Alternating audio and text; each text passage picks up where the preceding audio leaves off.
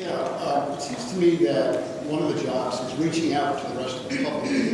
And it came to my attention fairly recently that there are 22 suicides a day among the veterans. And it strikes me that reaching out to the veteran community and the public that supports the soldiers is one avenue to build a strong movement. What you thought?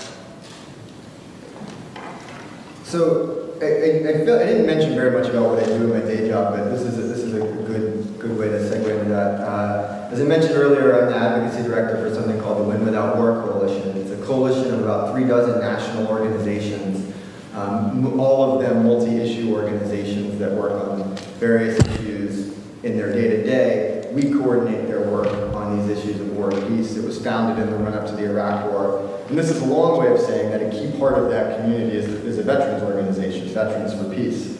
We also do a lot of work with other veterans organizations. And quite often, the most vocal advocates for peace are veterans. The men and women who fought in Iraq and Afghanistan, done multiple tours there, are usually the first to know that there's a different way, that there's another option. One of the things that happened during the Bush years that was beyond repugnant was the use of American support for the soldiers to justify and wrap themselves in the flag by certain politicians some pretty reprehensible political choices.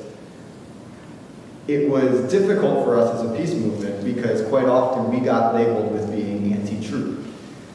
In an era when almost every institution in Congress has an approval rating that looks more like a batting average, the American troops remain the most trusted institution. So being wrapped in the flag of being anti-troop was pretty damaging.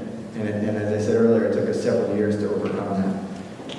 We need to reach out and as peace activists, do so at the direct level with veterans organizations, with local VFW halls, not just the Veterans Peace Organization. Have the honest conversations that come to realizations that we all support the same thing, safe and secure America, that we don't want to send our troops into harm's way, partly because we like our troops and we'd rather them not get killed in conflicts that don't really have much of a purpose. And quite often we will find, and you will find when you reach out to veterans, when you talk to them, that they will be the strongest advocates for peace. So I think it's a good advocation, and it's something that not only can happen in Washington, like some of the work, but really does happen best around the country in small group gatherings and reaching out and having those one-on-one conversations and building friendships.